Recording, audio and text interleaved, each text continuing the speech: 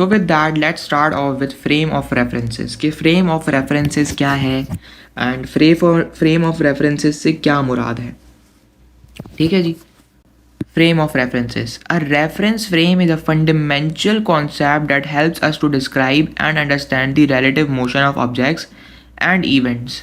Basically एक frame of reference का मतलब ये है कि एक particular क्या कहते हैं, एक particular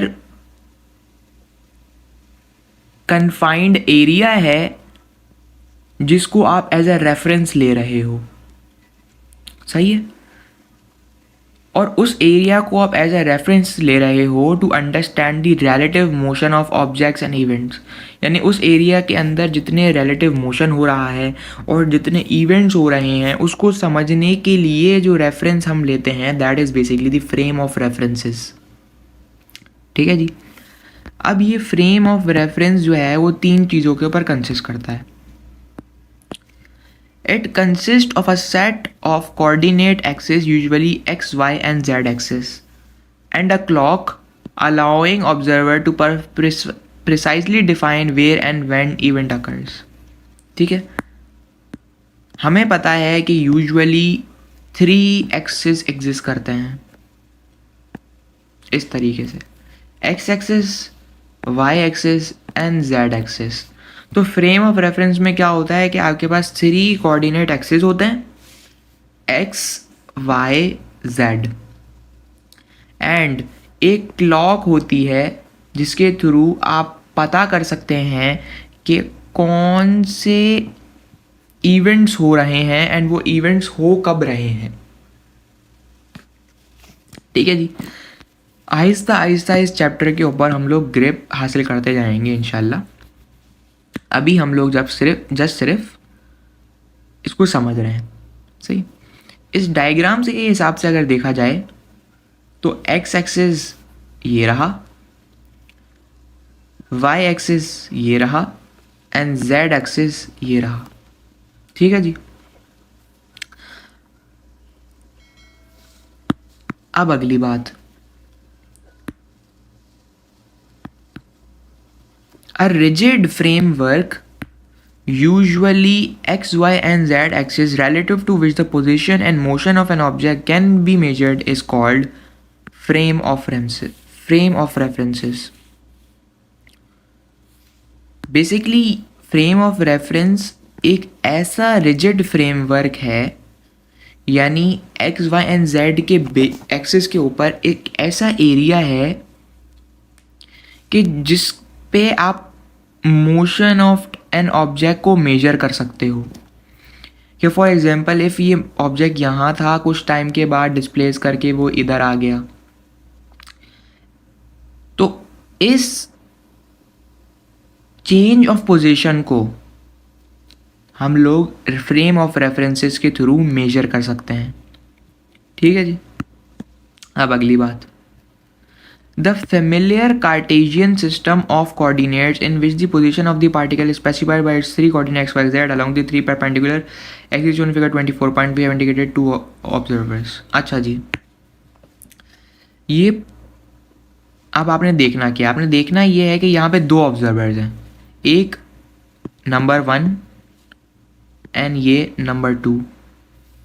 नंबर 1 के हिसाब से इसके coordinates y, x and z ये तीनों एक दूसरे के परपेंडिकुलर हैं, ये हैं. बट नंबर 2 पे जो ऑब्जर्वर है उसके हिसाब से, क्योंकि पोजीशंस अलग हैं, फ्रेम एक ही है, पोजीशंस अलग हैं, तो इसके हिसाब से y axis, x axis and z axis to that of observer 1 different है. ठीक है जी. अब इसके बाद हम आगे बढ़ते हैं. O and O naught and a particle P.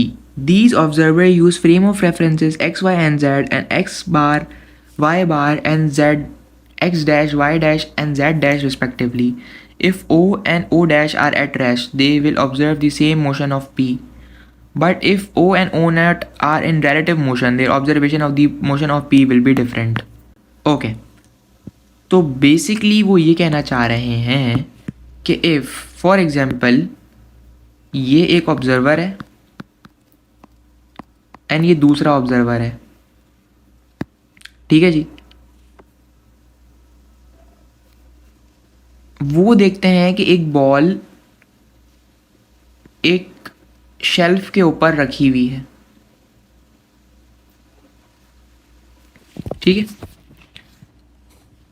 अब जब ये बॉल एट रेस्ट है तो ये दोनों ऑब्जर्वर के लिए सेम ऑब्जर्वेशन है, बट जब इस बॉल को हमने पुश किया और ये नीचे गिर गई तो ये इस ऑब्जर्वर के लिए अलग ऑब्जर्वेशन है और इस ऑब्जर्वर के लिए अलग ऑब्जर्वेशन है, बिकॉज दोनों के दरमियान डिफरेंस इन पोजीशन है, ठीक है। अब ये डिफरेंस क्यों आएगा ये हमने आगे जाके रिलेटिव मोशन के अंदर पढ़ना है। और इसके अलावा अगर आपको नोट्स चाहिए यार जल्दी व्हाट्सएप पे आ जाओ, ये नंबर दिया हुआ है।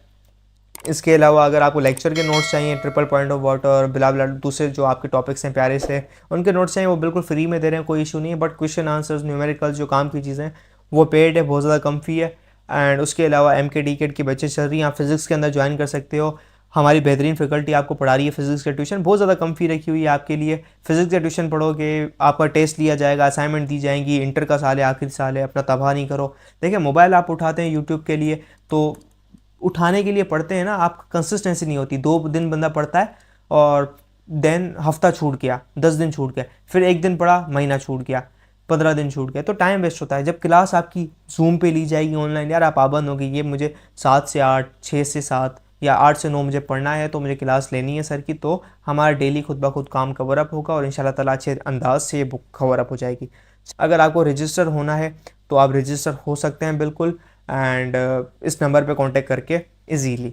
तो तब तक के लिए मिलते हैं नेक्स्ट लेक्चर के अंदर। चैनल को ज़रूर सब्सक्राइब कीजिएगा। खुदा हाफिज़, कीप लर्निंग, कीप एक्सप्लोरिंग।